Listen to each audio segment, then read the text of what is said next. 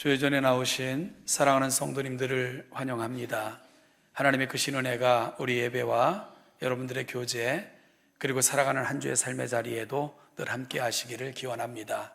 같이 일어나셔서 하늘의 문을 여셔서 찬송하시며 예배 자리로 함께 나아가겠습니다.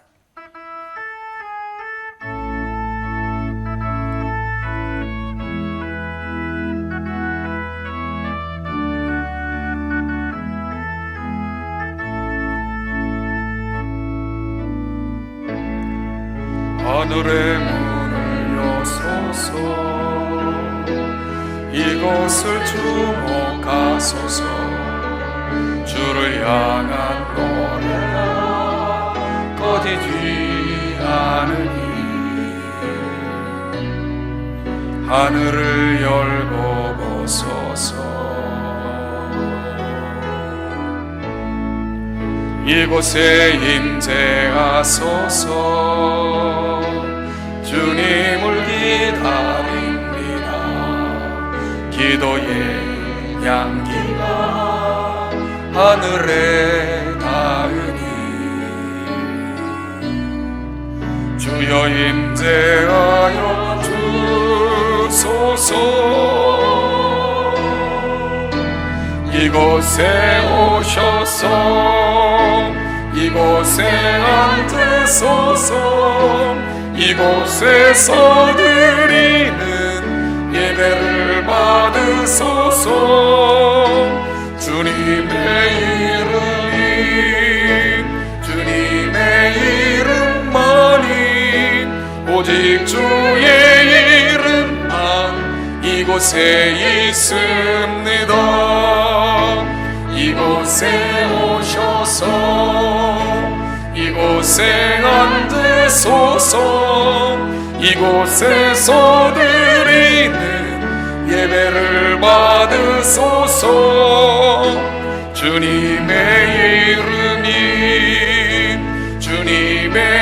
이름만이 오직 주의 이름만 이곳에 있습니다.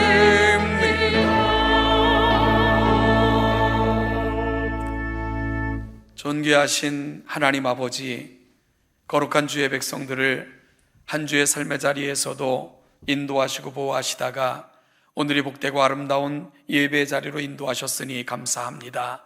무엇보다도 한 주를 예배로 시작하는 이 거룩한 백성들을 기억하사 임재하여 영광을 받아주시고 작년부로 시작하여 어린 영유아부에 이르기까지 하나님의 거룩한 이름 앞에 모여있는 자들에게 복의 복을 더하사 살아가는 모든 삶의 자리에서도 능히 흩어진 교회로 하나님의 자녀답게 살아낼 수 있도록 능력에 능력을 더하여 주옵소서. 오늘도 하나님의 거룩한 이름을 부르며 나아가는 모든 자들의 그 찬송을 받아주시고 이들 가운데 거하여 영광 받아주시며 하나님의 택하신 백성들이 오니 필요한 은혜를 허락하사 충만하여 삶의 자리로 돌아가는 복된 예배의 자리가 되게 하옵소서. 감사드리며 예수님의 이름으로 기도하옵나이다. 아멘.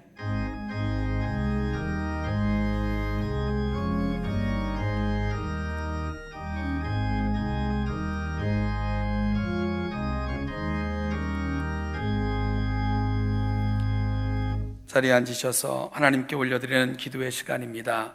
한 주의 우리의 삶을 돌아보며 하나님의 말씀으로 정결함을 받고 성령의 인도하심을 통해 새로운 한 주를 결단하시는 귀한 기도의 시간이 되시기를 바랍니다. 같이 기도하겠습니다.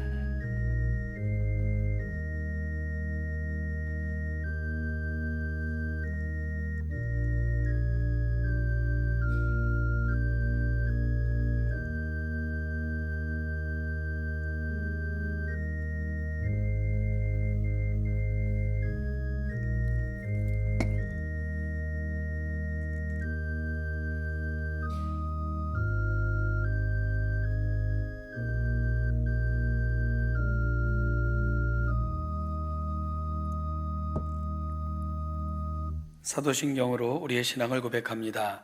나는 전능하신 아버지 하나님 천지의 창조주를 믿습니다. 나는 그의 유일하신 아들 우리 주 예수 그리스도를 믿습니다.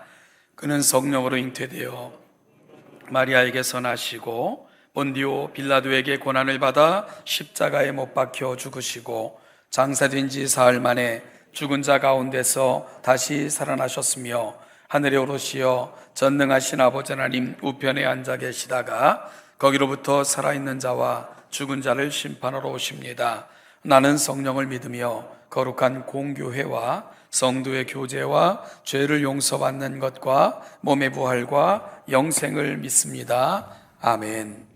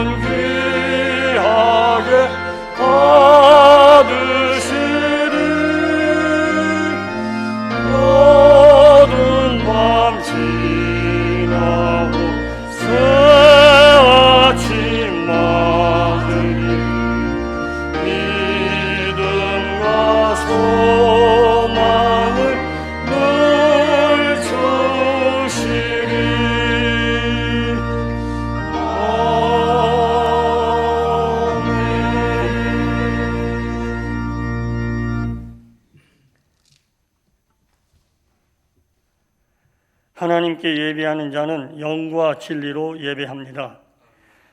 영원하신 성삼위 하나님, 지금 온 회중이 현장과 영상으로 예배하오니 우리의 예배를 받아주시고 성령께서 우리 가운데 충만하게 임하셔서 이재성 담임 목사님을 통하여 살아계신 하나님의 말씀을 선포하소서. 우리 회중은 아멘으로 화답합니다.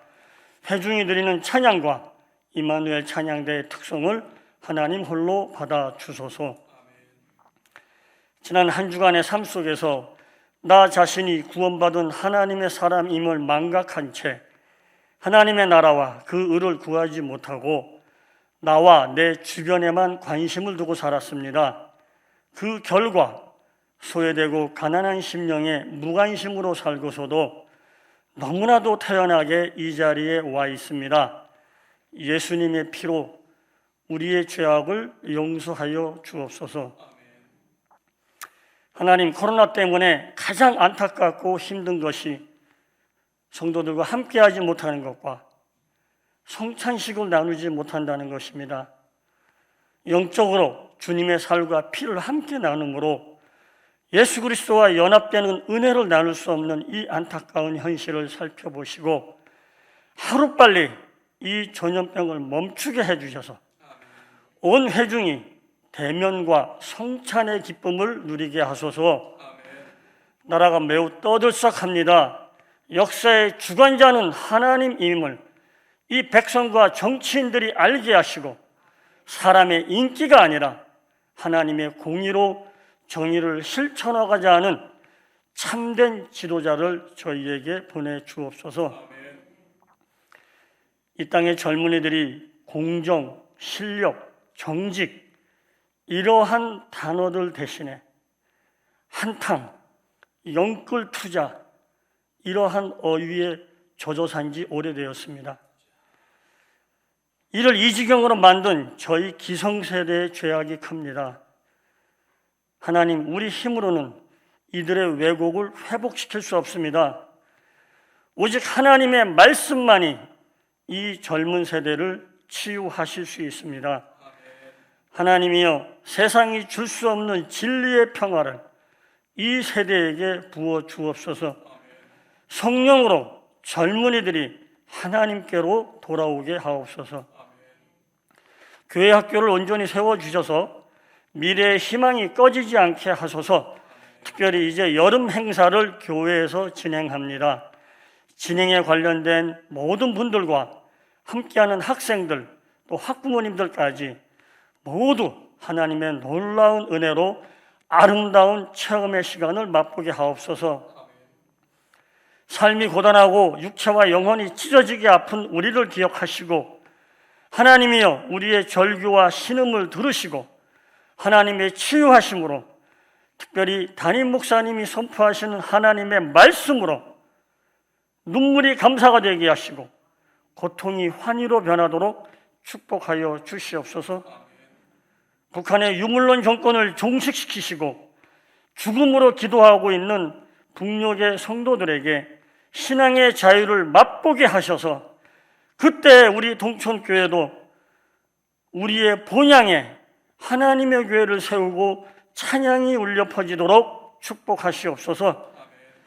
하나님이여, 이 땅의 공기를 축복하셔서 우리와 우리의 후손이 외부의 미세먼지 때문에 피해 입는 일이 절대로 없게 하여 주시옵소서. 하나님의 신앙 공동체가 말씀과 기도로 온전히 회복되어서 예수 그리스도의 피로 세운 이 땅의 교회가 이 암울한 시대에 소금과 빛이 되게 하옵소서. 예수 그리스도의 이름으로 기도합니다. 아멘.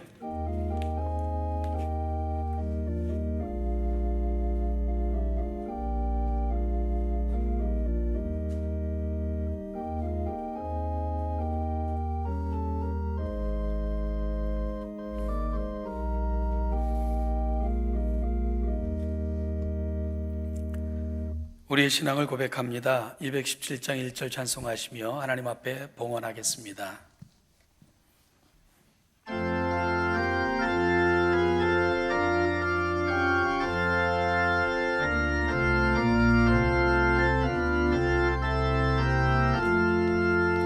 하나님이 말씀하시기를 내 마음을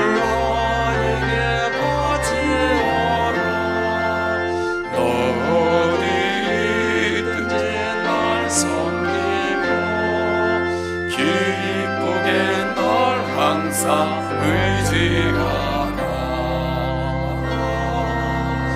바치어라 내 마음을 주께서 나에게 이르시네. 캄캄한 죄에서 불러내시 주께서 늘 인도하시리.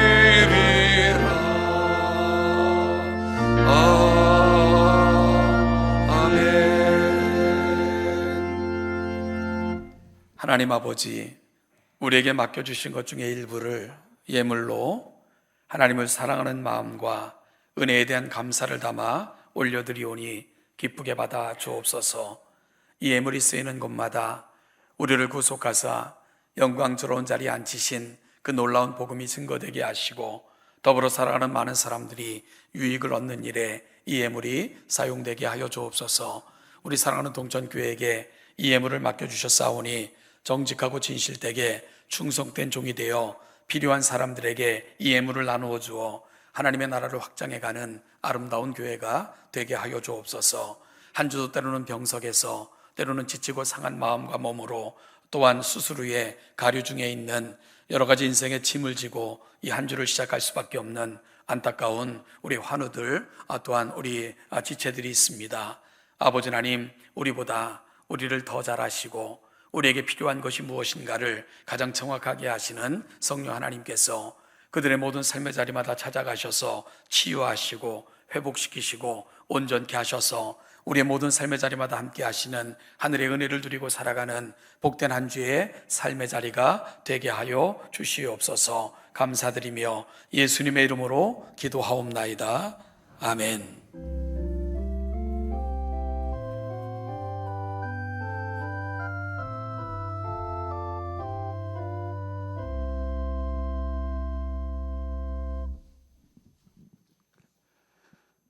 지난 한 주간도 하나님의 사랑으로 우리 모든 성도들 감사함으로 만나게 돼서 정말 반갑습니다. 7월이 시작이 됐는데요. 또 함께 장마가 시작이 되었습니다. 특별히 7월에는 저희 교회에서 영적 부흥의 행사들이 많이 있습니다. 그 교회 소식 3번을 보시면 교회 여름학교 행사 일정이 있습니다. 각 부서별로 일정들이 나와 있는데요. 많이 기도해 주시고 귀한 열매 맺을 수 있도록 축복해 주시길 바랍니다. 그리고 예배 시간은 종전대로 현행 진행되고 있으니 참고하시길 바라고요. 오늘 3부 예배 후에 목자 모임이 있습니다. 그리고 장영욱 강도사님께서 개인상의 이유로 6월 말까지 저희 교회를 섬기시게 되었습니다. 여기서 따로 인사하시고 그런 건 없는 거죠, 지금? 끝나고 인사를 하신답니다.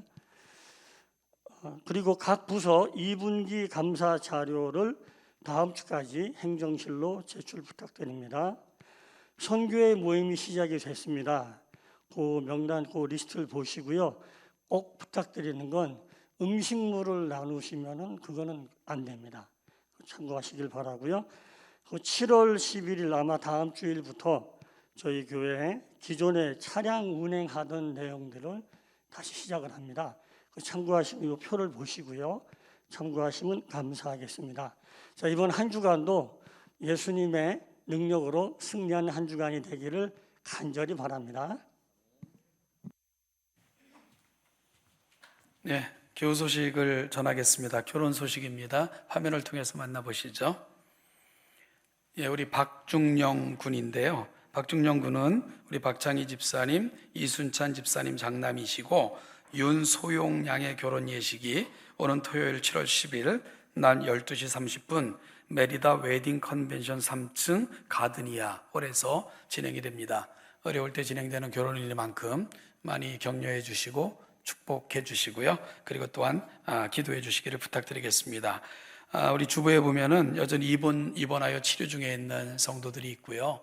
그리고 또 수술 후에 여러 가지 힘든 육체적 상황을 안고 가류 중에 있는 우리 성도들도 있습니다. 여러분 기도하실 때마다 우리 사랑하는 지체들의 이름을 기억하시고 기도해 주시기를 부탁드리겠습니다. 이 시간은 우리 장영욱 강사님 나오셔서 잠깐 인사하시겠습니다.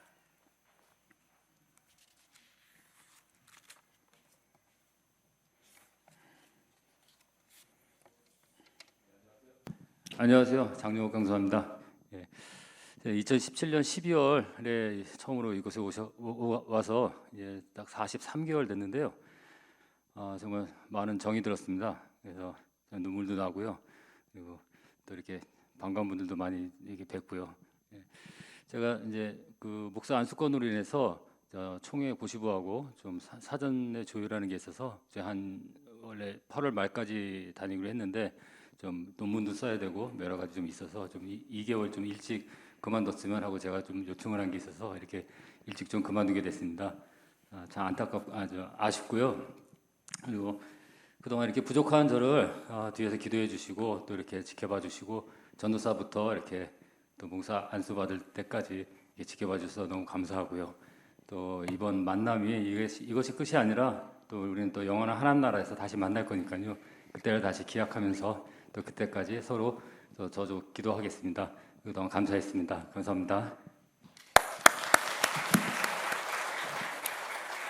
네, 우리 강수사님 목사 안수 받을 때 다시 제가 광고로 알려드리도록 그렇게 하겠습니다. 예, 우리 장로님께서도 광고하신 것처럼 어제부터 장마가 본격적으로 시작이 됐고요. 이 한 주간도 비 소식이 계속 있습니다. 늘 건강하시고 우울해하지 마시고 여러분들이 좀 우울해하는 사람들이 있다면 밝은 미소가 되어주시기를 부탁합니다. 그래서 오늘은 좀 건강하시고 우리 밝은 미소가 됩시다. 이렇게 한번 좀 인사하면 어떨까요? 옆 사람과 인사하겠습니다.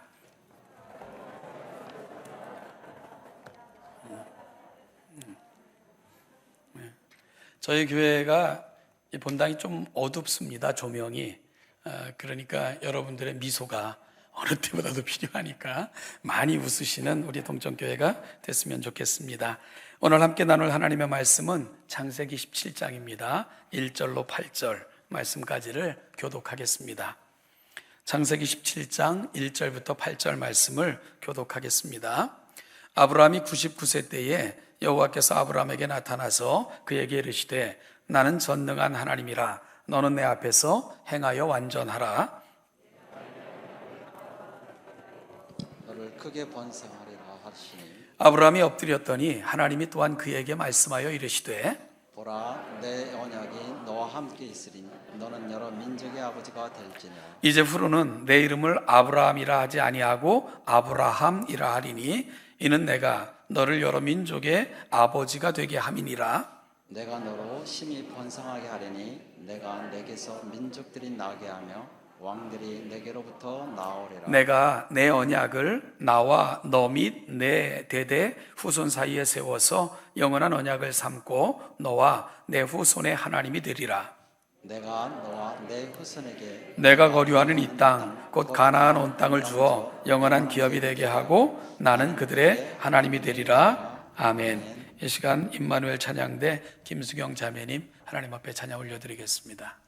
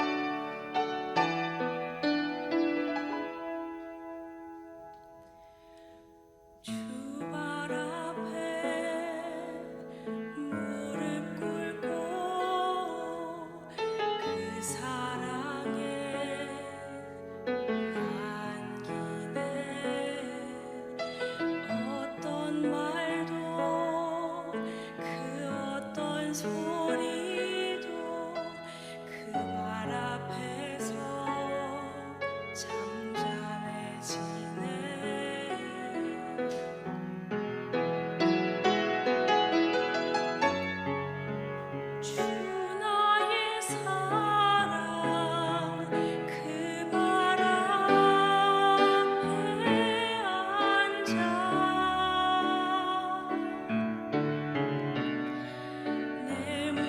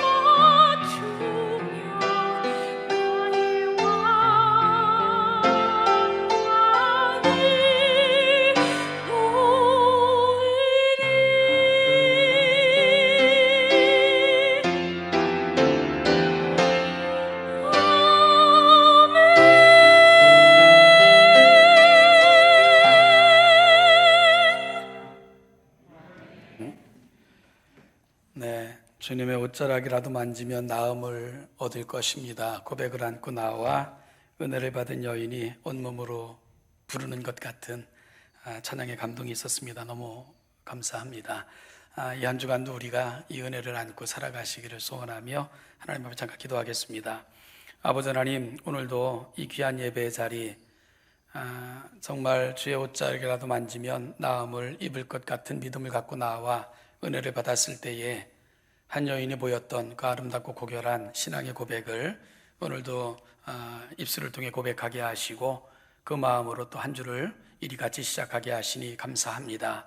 하나님 아버지, 우리가 삶의 자리에서도 받은 은혜 놓치지 말고 하나님께서 우리 마음속에 심어주신 말씀을 푯대 삼아 하나님의 자녀들이 바라봐야 되고 서 있어야 될 자리를 바라보며 서 있는 우리 모두로 살아가게 하옵소서. 말씀을 들을 때 겸손함으로 받고 진실한 마음으로 담고 그 말씀을 붙들고 살게 하옵소서. 예수님의 이름으로 기도하옵나이다. 아멘. 제가 군에 입대해서 논산에서 훈련을 받고요, 자대 배치를 받기까지 한 2주가 걸렸어요. 그 말은 제가 배치받은 자대가 굉장히 오지에 있다는 그런 뜻인데요. 군대 말로 저는 꼬인 거죠.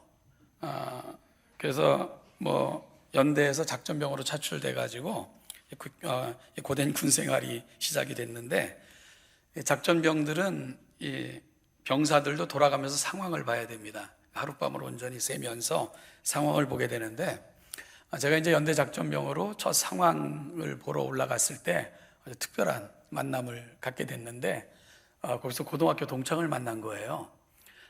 근데 이제 일찍 사령도 있고 그러니까 처음에는 하고 놀라기만 하다가 다 이제 전부들 순찰을 떠나자 저만 둘이 남게 되니까 반갑다고 막 끌어안고 인사하고, 그 친구는 이미 하사를 달고 있었는데 대충 인사하고 그 녀석이 저를 보더니 나에게 했던 첫 마디가 뭐냐 하면, 야, 너는 고등학교 때 교회도 열심히 다니고 착하게 사는 것 같았는데 뭔 죄를 그리 많이 졌길래 여기까지 왔냐? 그러는 거예요. 그래가지고 기분도 별로고, 또 초년병 이제 자대 배치받고 얼마 안 된 상황에서 그런 말을 듣게 되니까 불안하기도 하고 걱정도 되고, 그 친구의 말은 여러 가지 의미를 담고 있었죠. 제가 근무했던 부대가 되게 힘든 부대였는데, 군대 용어를 빌려 그 친구의 말이 함축하고 있는 의미를 이렇게 짚어보면, 너 꼬였다, 너 죽었다, 너 고생문이 훤하다, 이런 말을 담고 있는 게 그 친구가 표현했던 첫 마디 속에 다 담겨져 있었습니다. 첫 마디, 그 말은 굉장히 중요할 거예요. 물론 오늘 본문은 비록 다르긴 하지만 오랜 침묵 끝에 아브라함을 찾아오신 하나님께서 들려주신 첫 마디가 기록되어져 있는 것이 17장 1절입니다. 우리는 이 말씀을 좀 더 정확히 알기 위해서는 창세기 16장 15절 16절을 먼저 좀 살펴볼 필요가 있는데요, 이렇게 기록되어 있죠. 하갈이 아브라함의 아들을 낳음에 아브라함이 하갈을 낳고 그 아들을 이름하여 이스마엘이라 하였더라. 하갈이 아브라함에게 이스마엘을 낳았을 때에 아브라함이 86세였더라. 아브라함이 사레의 여종 하갈을 취하여 낳은 아들이 이스마엘입니다. 그때 아브라함의 나이가 몇 살이라고요? 86세였습니다. 여러분, 어찌 보면 이스마엘은 하나님의 방법대로 하나님께서 원하셨던 아들은 아닙니다. 아브라함이 하나님께서 하셨던 약속을 믿지 못하고 흔들릴 때 아내의 권유를 받아 아내의 여종인 하갈을 취하여 낳은 아들이었기 때문입니다. 이로 인하여 아브라함의 가정은요, 심적인 부담과 어려움을 겪을 수밖에 없었습니다. 갈등, 번민, 시기, 질투, 오만, 이런 것들이 가족 구성원들 속에 들어오기 시작을 했고요. 이 아브라함의 가정 중에 임한 어려움 중에 가장 큰 어려움은 영적인 침체기를 맞이했다는 것입니다. 하나님께서는 아브라함을 부르실 때부터 항상 언제나 그리고 단 한 번도 아브라함을 떠나신 적이 없었고요. 늘 그와 동행하셨습니다. 그러던 하나님께서 이스마엘의 출생 후 무려 13년 동안 아브라함에게 나타나지 않으신 거예요. 그래서 창세기 16장 16절은 이렇게 끝나고 있죠. 하갈이 아브라함에게 이스마엘을 낳았을 때에 아브라함이 86세였더라. 그리고 그 다음 구절인 17장 1절은 이렇게 시작되고 있습니다. 아브라함이 몇 세 때요? 99세 때에 여호와께서 아브라함에게 나타나서 무려 한 절 사이에는 13년의 세월의 간극이 존재하고 있는 거죠. 하나님께서는 무려 13년 동안을 아브라함에게 침묵하신 것입니다. 언제나 곁에서 말씀하셨고 동행하셨던 그 하나님의 긴 침묵, 그때 그 시절 아브라함은 하나님의 긴 침묵을 경험할 수밖에 없었던 거죠. 하나님의 긴 침묵, 그 기간을 지낼 때 아브라함의 심정은 어땠을까요? 어땠을 것 같습니까? 여러분, 살다 보면 침묵이 가장 강력한 메시지임을 종종 경험하곤 합니다. 어찌 보면 날마다 시끄럽고 분노하고 성내는 것보다 무언의 침묵이 훨씬 더 강력한 메시지가 될 때가 있습니다. 아니, 대체적으로 그렇죠. 따라서 긴 시간 하나님의 침묵이 아브라함에게는 훨씬 더 강력한 음성으로 다가왔을지도 모릅니다. 그래서 한번 생각해 보는 거예요. 그 하나님의 긴 침묵, 그 기간을 지나는 아브라함의 심정은 어땠을까 하는 것을 말입니다. 그리고 그 긴 침묵의 시간을 지나 하나님께서 다시 아브라함을 찾아오셨습니다. 13년간의 침묵 끝에 찾아오신 하나님. 만약에 여러분들이 하나님이시라면 13년 만에 아브라함을 찾아가셔서 아브라함에게 하셨던 첫 마디가 여러분들이 하나님이라면 뭘 말씀하셨을 것 같습니까? 뭐라고 한마디 하고 싶으세요?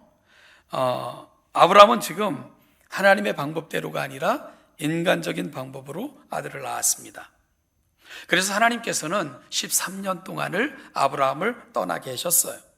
그리고 13년간의 세월을 넘어 다시 아브라함에게 찾아오신 하나님, 그 하나님의 첫 마디 궁금하지 않으십니까? 그리고 여러분들이 만약에 하나님이셨다면 여러분들은 뭐라고 말씀하셨을 것 같습니까? 여러분, 창세기 17장 1절은 하나님의 첫 마디를 이렇게 기록하고 있습니다.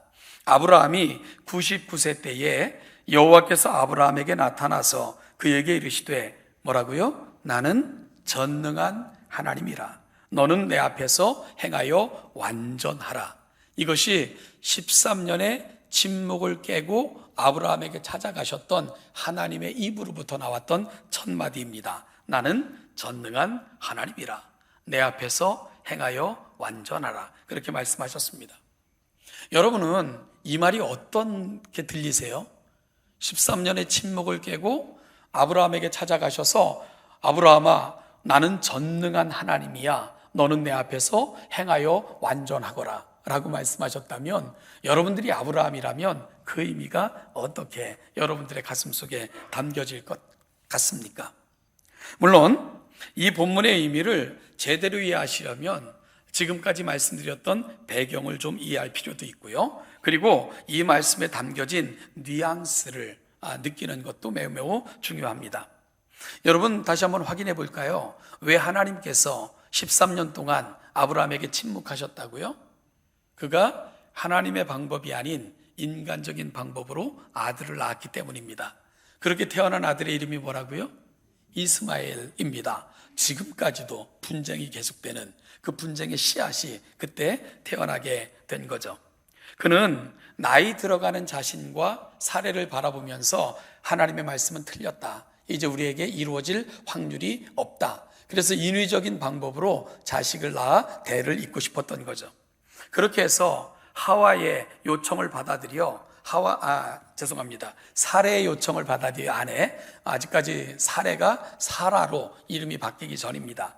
그의 여종인 하갈을 취하여 아들을 낳게 된 겁니다. 그리고 하나님은 이 일 후에 긴 시간을 아브라함에게 침묵하신 것이고요.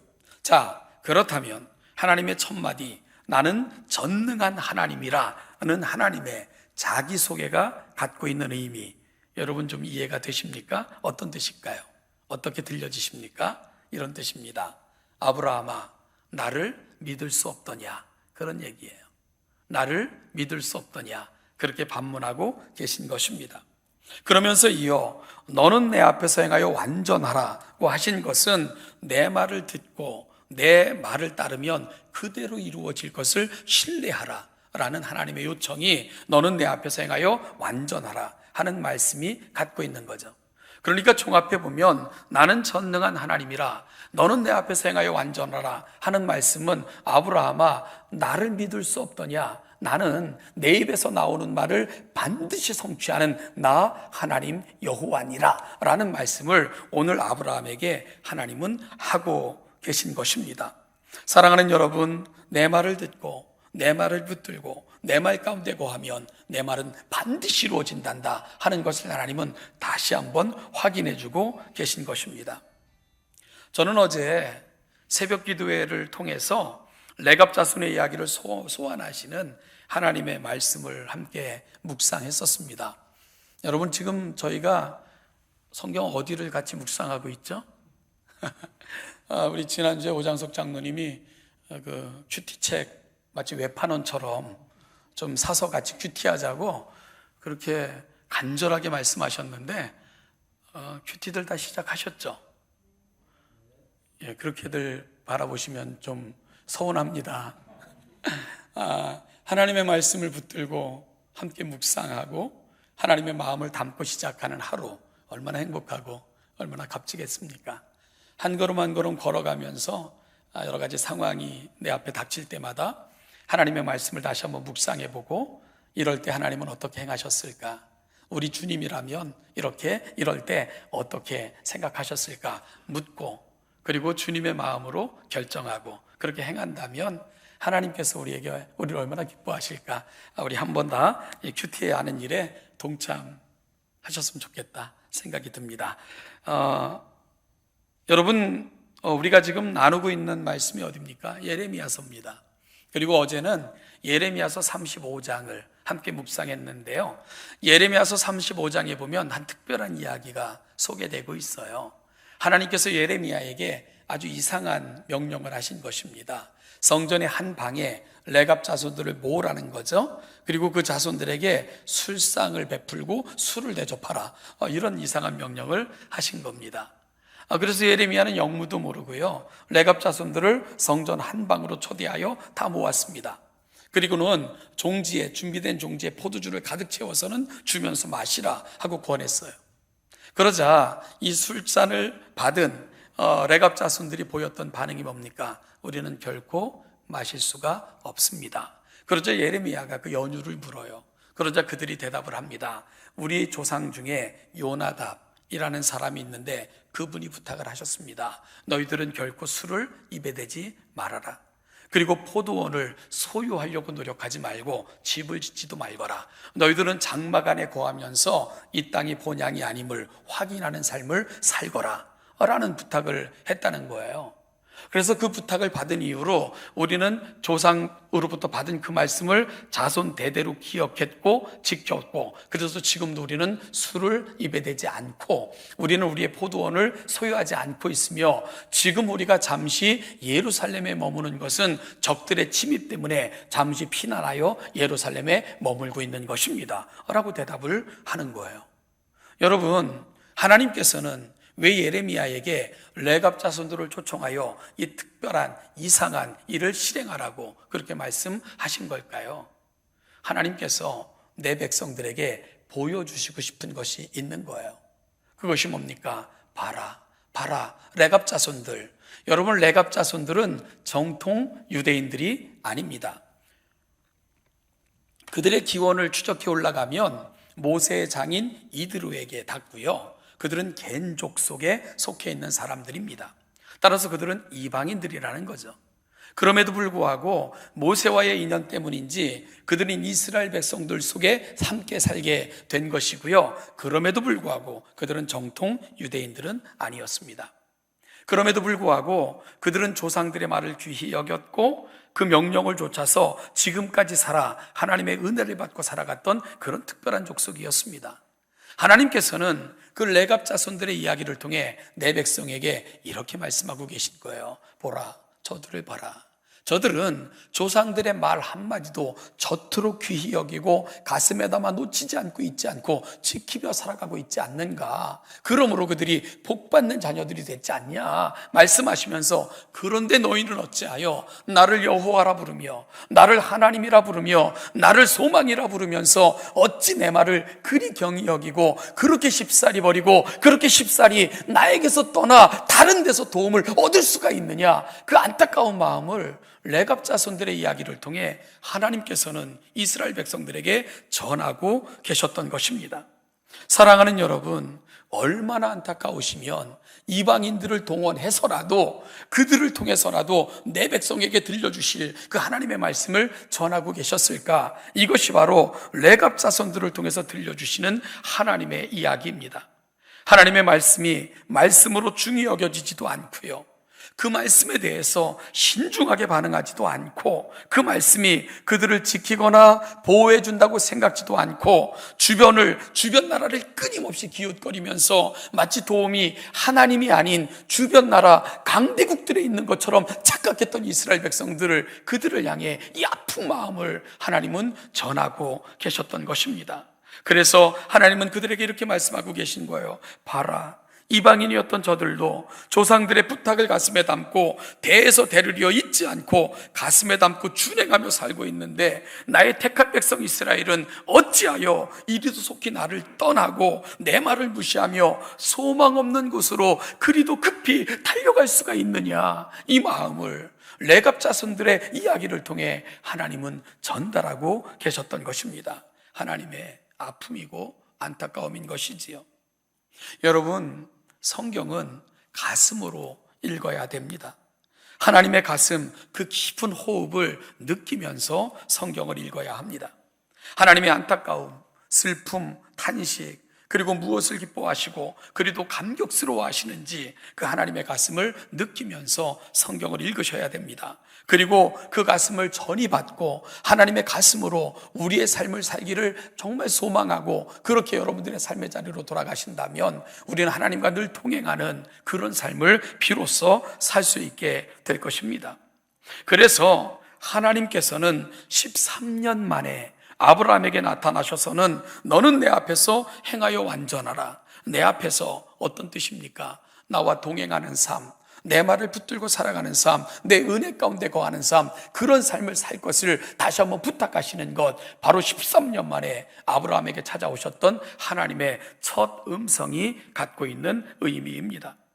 그러면서 하나님께서는 혹시라도 잊었을까봐, 아니 확신하지 못하는 아브라함에게 그를 처음으로 부르실 때 하셨던 약속을 다시 한번 확인시켜 주시는 것이 창세기 17장 2절부터 가고 있는 자리입니다. 특별히 4절 이하를 보면 아브라함을 부르시면서 하셨던 약속에 대한 구체적인 진술들이 다시 하나님의 입을 통해서 아브라함에게 들려지고 있습니다. 보라, 내 언약이 너와 함께 있으니 너는 여러 민족의 아버지가 될지라. 이제 후로는 내 이름을 아브람이라 하지 아니하고 아브라함이라 하리니 이는 내가 너를 여러 민족의 아버지가 되게 함이니라. 내가 너로 심히 번성하게 하리니 내가 내게서 민족들이 나게 하며 왕들이 내게로부터 나오리라. 내가 내 언약을 나와 너 및 내 대대 후손 사이에 세워서 영원한 언약을 삼고 너와 내 후손의 하나님이 되리라. 여러분, 이 내용이 아브라함에게는 새로운 것이 아닙니다. 그를 부르신 첫 순간부터 확인해 주셨던 내용입니다. 단지 아브라함이요, 시간이 지나고 세월이 지나고 익숙해지다 보니까 잊고 살았던 것들입니다. 하나님께서는 이 말씀을 다시 들려주시고는 확인해 주시고 심지어 아브라함의 이름을 바꿔주시면서까지 이 약속을 확실히 너에게 이루어질 것을 거듭거듭 확인해 주시는 부분, 바로 17장이 가고 있는 자리입니다. 우리는 성경을 읽거나 말씀을 들을 때나 아니면 강좌를 들을 때 가장 많이 듣는 단어 중에 하나가 언약이라는 단어입니다. 여러분, 언약을 맺으시는 하나님, 성경에는 언약으로 하나님의 백성들을 늘 초대하시는 그분의 행위가 곳곳에 나타나고 있습니다. 그렇다면 하나님이 그의 백성들과 언약을 맺으실 때에 그 언약의 핵심 가치, 핵심 내용이 뭡니까? 그것은 이것입니다. 나는 너희의 하나님이 되고 너희는 나의 백성이 되리라. 이것이 바로 언약을 맺는 언약의 가치이고 하나님의 마음이고 언약이 갖고 있는 핵심적인 가치입니다. 여러분, 그러면서 하나님께서는 언약을 맺는 백성들에게 내 백성으로 이렇게 살아달라 하는 부탁하는 그 내용들이 뒤따르죠. 그 내용들이 창세기에는 10계명과 여러 계명으로 나타나고 있는 것이고요. 그 이후에 맺어지는 모든 언약들은 이 내용을 기반으로 해서 맺어지는 것을 우리가 보게 됩니다. 그런데 문제가 있어요. 문제는 인간이 그 조건과 부탁받은 삶에 대해 한 번도 성공한 적이 없다는 것입니다. 이스라엘은 늘 실패했습니다. 사실이요, 우리가 신명기를 보면 가나안 입성을 눈앞에 두고 있는 백성들에게 모세는 자신은 그곳으로 들어갈 수 없다는 것을 알면서도 하나님 앞에 서는 그날까지 다시 율법을 설명하고 다시 설교하고 노래로 지어서 부르게 하고 그리고 심지어 기록하여 남기는 모세의 열심을 우리가 보게 됩니다. 그런데 신명기를 잘 읽어보면 모세의 안타까움이 있어요. 그것이 뭐냐면 너희들이 이 율법을 지키기가 쉽지 않을 거다. 왜냐하면 너무나도 잘 알았기에 인간의 연약함, 광야를 지나면서 얼마나 그들이 부족하다는 것을 잘 알았기에 걱정, 근심이 가득한 것이 신명기를 설교하고 또한 노래로 지어서 부르게까지 하고 기록하여 전하기까지 하는 모세의 마음이었던 것을 알게 됩니다. 그럼에도 불구하고 이 열심, 하나님 앞에 서는 그날까지 이 열심을 그칠 수 없었던 것은 혹시라도 그들이 가나안 땅에 들어가서 살 때 말씀에서 떠나 환난과 어려움이 있을 때 다시 읽을 수 있다면, 다시 내가 했던 이 말씀을 기억할 수 있다면 그거 기대하면서 모세는 죽는 날까지 하나님의 말씀을 끊임없이 외쳤던 것이, 그리고 말씀을 기록하여 전하기까지 했던 모세의 마음이었던 것입니다. 사랑하는 여러분, 이스라엘은 늘 하나님의 언약을, 그 언약의 내용들을 지키는 일에 실패를 했습니다. 그럼에도 불구하고 여전히 이스라엘이 은혜를 입을 수 있었던 것, 그리고 우리가 여전히 우리 역시 이스라엘과 크게 다르지 않은데 은혜 받은 백성으로 오늘 이 자리, 그리고 영원한 기업 천국을 노래할 수 있는 것, 여러분, 그 이유는 단 한 가지입니다. 바로 나는 너희의 하나님이 되고 너희는 내 백성이 되리라. 이 언약의 내용 중에 그 강조점이 여러분 전반부에 있는 것 같습니까? 후반부에 있는 것 같습니까? 물론 이 두 언약은 떼어야 뗄 수가 없죠. 나는 너희의 하나님이 될 거다, 너희는 내 백성이 될 거다. 그런데 굳이 강조점이 어디에 있는가를 따진다면 어디에 있는 것 같습니까? 전반부에 있어요. 전반부. 나는 너희의 하나님이 되리라. 하나님의 자기 선언입니다. 이 말씀은 이 약속을 하는 이는 나다 하는 자기 선언이시고요, 나기에 이 언약을 나는 한 번도 어긴 적이 없고 어길 수 없을 것이다, 반드시 성취하고야 말 것이다 하는 하나님의 자기 선언이 이 언약의 조건 속에 들어있는 것입니다.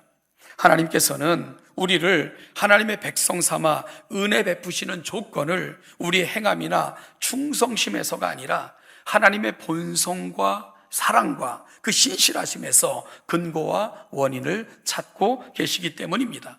즉 하나님의 신실하심, 하나님의 사랑, 약속하신 바를 포기하지 않고 변개치 아니하시고 이루시고야 마시는 하나님의 고결함, 이것이 바로 우리가 하나님 앞에 은혜를 누리며 살 수 있는 유일한 조건인 것을 성경은 끊임없이 가르쳐주고 있는 것입니다. 그래서 우리 역시 부족하지만, 우리 역시 이 언약의 내용을 지키기에 실패하기가 일쑤이지만, 그럼에도 불구하고 우리가 소망이 있는 것, 그럼에도 불구하고 우리가 천국을 이야기할 수 있는 것, 영원한 기업을 이야기할 수 있는 것, 그것은 하나님의 신실하심 때문입니다. 우리를 향한 하나님의 사랑 때문입니다. 말씀하신 바를 포기할 수도 없고, 그리고 하나님의 말씀하신 바를 실패하실 수도 없는 하나님의 그 충성되심, 이것이 바로 우리가 은혜를 누리며 영원을 이야기할 수 있는 유일한 조건이라고 성경은 알려주고 있는 것입니다. 여러분, 오늘 아브라함에게 찾아오신 하나님은 바로 이 사실을 확인해 주고 계시는 것입니다. 아브라함아, 나다. 나를 믿을 수 없더냐? 너에게 말하며 말한 바를 반드시 이루는 하나님, 내가 바로 너희 하나님이야. 하나님은 언약의 순간으로 돌아가서 이 사실을 다시 확인해 주고 있는 것, 그것이 바로 17장이 가고 있는 자리입니다. 제가 목회를 하면서 역설적이게도 정말 감사했던, 너무너무 감사하고 감격했던 순간이 있는데요, 그것은 교회의 주인이 목사가 아니라는 것을 분명히 신학적으로 알게 됐을 때만큼 기뻤던 적이 없습니다. 물론 제가 교회 주인이라 생각한 적은 없지만 이걸 너무나도 분명히 알게 됐을 때 얼마나 기뻤는지 몰라요. 교회를 설립한 그 어떤 사람도 결코 교회의 주인이 될 수는 없죠. 그리고 제가 또 감사했던 또 한 가지는, 제가 가정을 이루고 그리고 아이를 낳고 자녀를 키우면서 어떤 순간은 참 힘들고 어렵고 부담됐을 때가 있어요. 그럴 때 하나님께서 알려주신 것, 이 자녀는 네 자녀가 아니라 내 자녀란다, 네 가정의 주인은 나란다 하는 것을 알려주셨을 때 그때만큼 감격스럽고 감사했을 때가 없었습니다. 교회의 주인이 하나님이시고 우리 가정의 주인이 하나님이시다, 여러분이 이 사실을 깨달았을 때만큼 제가 감격스러웠던 적은 없습니다. 우리 가정의 주인이 나다, 교회의 주인이 목사다, 이것만큼 끔찍한 것 없습니다. 여러분, 이것만큼 절망적인 거 없어요. 저는 제 인품의 수준, 제 능력의 한계, 계획의 허접함, 계획하고도 쉽게 변개하며 이루지 못하는 내 자신을 저는 너무나도 잘 알고 있기 때문이죠. 여러분, 제가 결심한 대로 계획한 대로만 했다면 저는 조금 더 위대한 사람이 돼 있을 것입니다. 그런데 계획한 대로 산 적 별로 없는 것 같고요. 그리고 또한 늘 쉽게 넘어지고 작은 말 한마디에도 상처를 받고 무너지고, 그것이 바로 저의 허접함임을 저는 너무나도 잘 알아요. 그런데 하나님께서는 말씀하시는 거예요.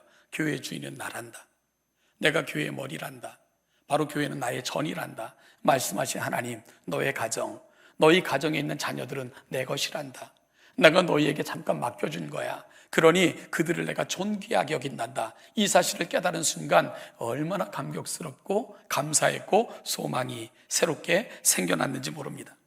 그래서 저는 어느 순간부터 교회를 향한, 우리 가정을 향한 기도를 싹 바꾸게 됐어요. 저는 이렇게 기도하기 시작했어요. 어느 순간부터, 하나님, 우리 아이들 속에 충만히 거하시고 동행하시고 인도하여 주시기를 원합니다.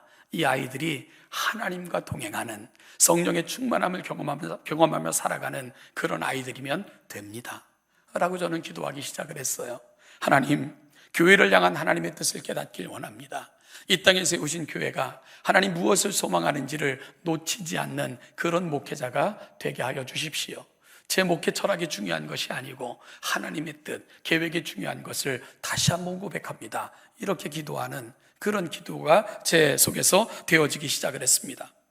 여러분, 어찌 보면 오늘 아브라함에게 13년 만에 찾아오셔서 아브라함에게 말씀하신 하나님의 말씀은 이것에 대한 확인입니다. 나는 하나님이다, 말한 바를 반드시 성취하는, 그러니 내 말 안에 거하라. 그러면 내가 말한 바를 너를 통해서 반드시 성취할 것이다. 아브라함아, 이것을 믿어다오 라는 것이 17장 1절이 가고 있는 자리입니다. 이 하나님을 만났을 때, 이 하나님을 분명히 깨달았을 때 아브라함의 삶이 바뀌기 시작을 합니다.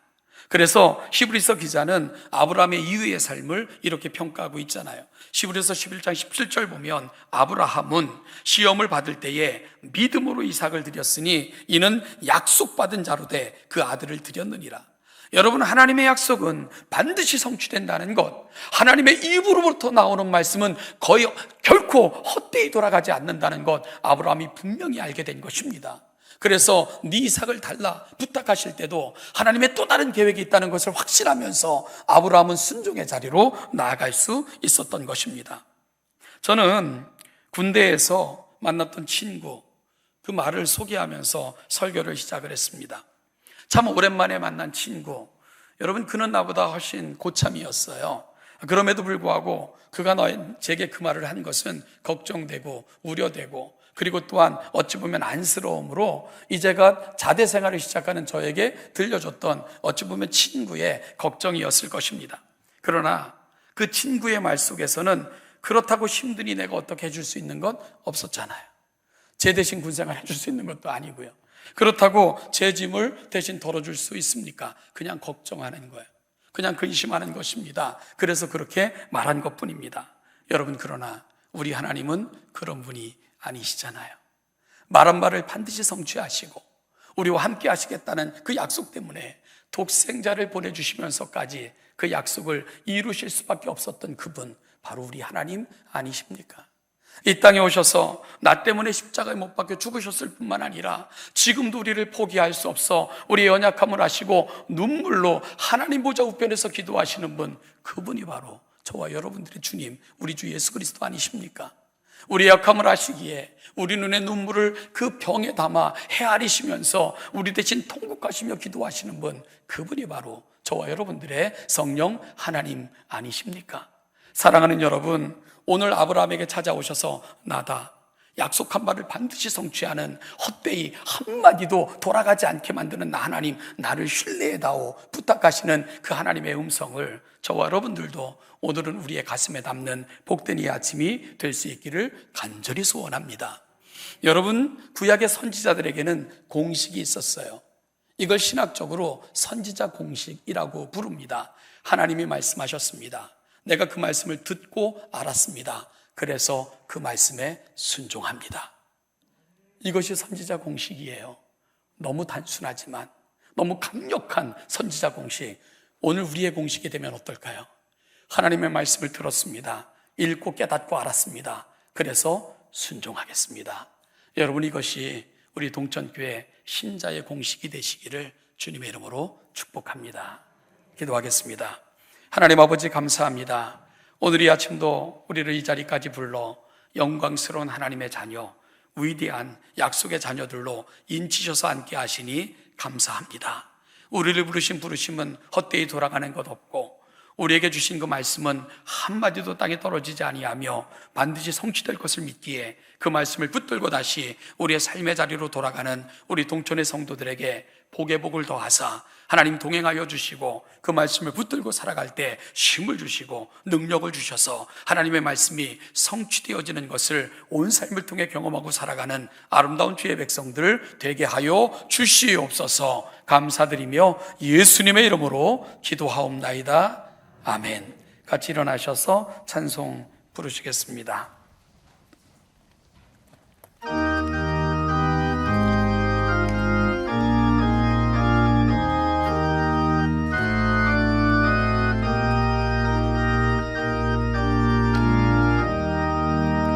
오 신실하신 주 내 아버지여, 늘 함께 계시니 두려움없네.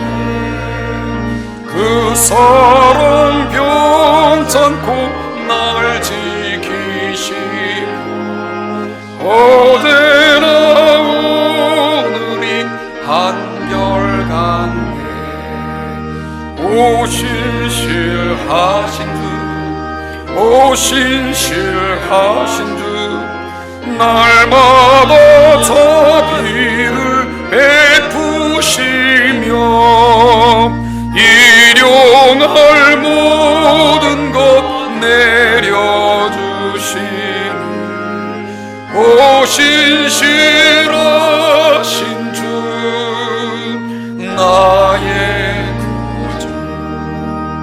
봄철과 또 여름, 가을과 겨울, 해와 달 별들도 다 주의 것, 만물이 주 영광 드러내도다. 신실한 주 사랑 나타내 오 신실하신 오신실하신 주 오신실하신 주 날마다 자비를 베푸시며 일용할 모든 것 내려주신 오신실하신 주